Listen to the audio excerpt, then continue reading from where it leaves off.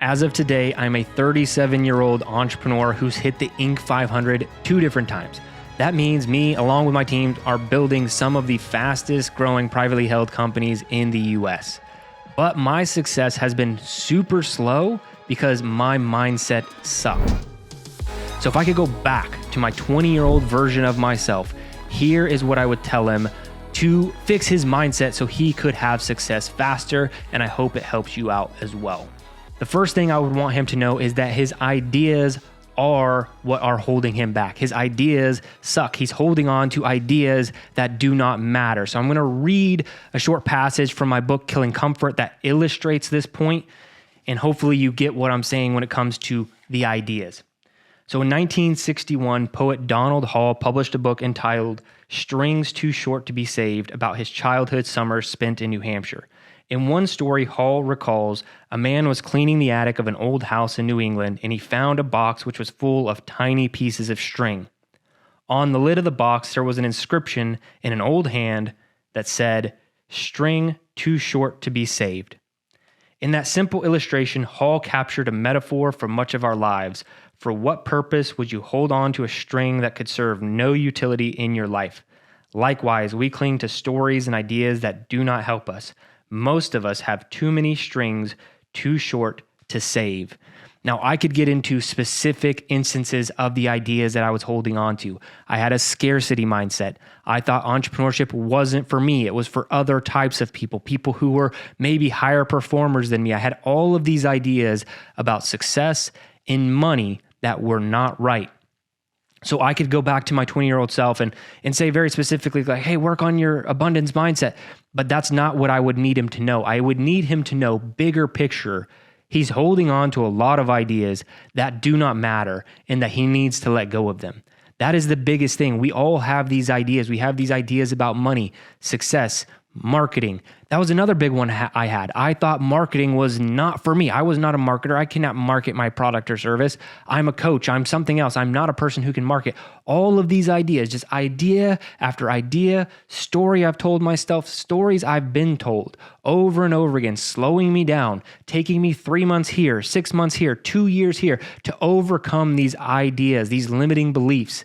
If you know that you are holding on to ideas anytime you think that you can't achieve something, anytime you have an idea about the negativity of posting on social media or whatever idea you have, it is probably holding you back. I know that is what was holding me back. It was my ideas and the stories I told myself. So the first thing I'd want him to know right off the bat is you are full of ideas and stories that are not serving you to be successful, and you need to let them go.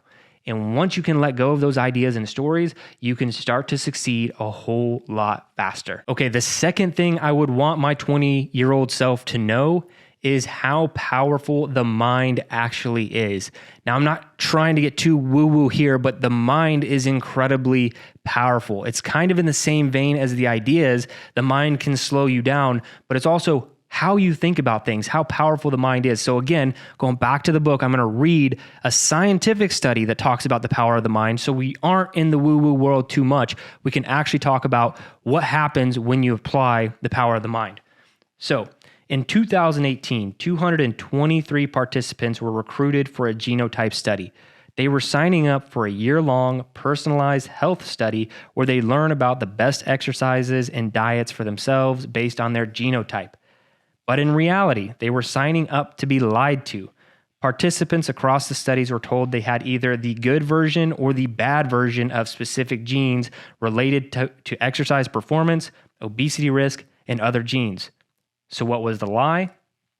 Half of the people with good genes were told they had bad genes, and half of the people with bad genes were told they had good genes. So the researchers were actually lying to the participants about the type of genes they had. The study was pretty straightforward. From here, they would feed participants a standardized meal to control for performance related to macronutrient intake, and they took a baseline test. Then a week later, they took the test again after they were informed, or should I say misinformed, about their good or bad genes.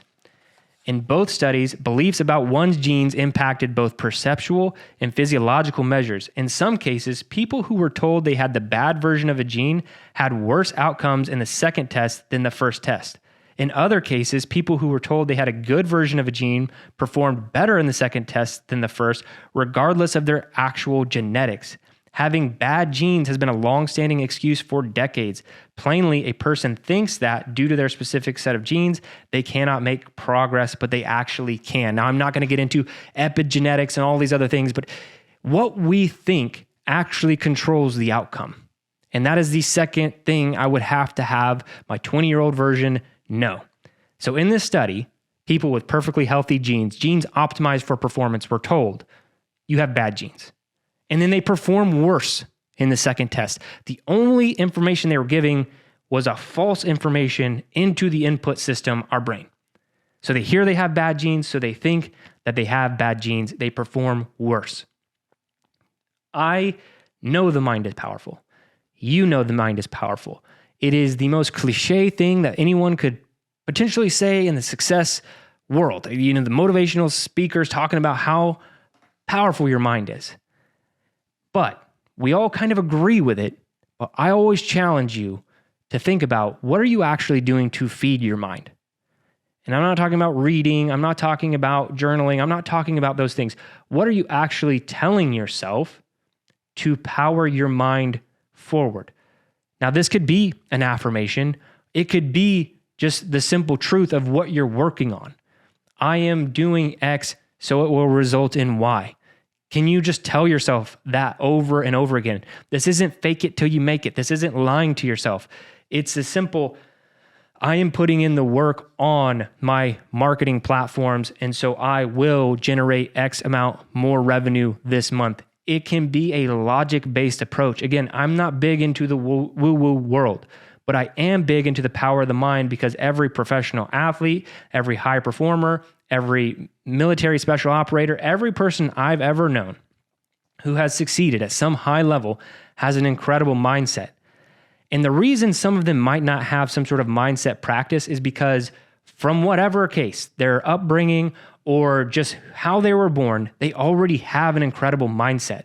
So sometimes you see really successful entrepreneurs who don't talk about these things because they may have been born in a situation where they already have an incredibly powerful mindset and they don't know it.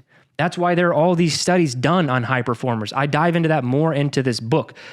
The reason high performers are the way that they are is because of how they think.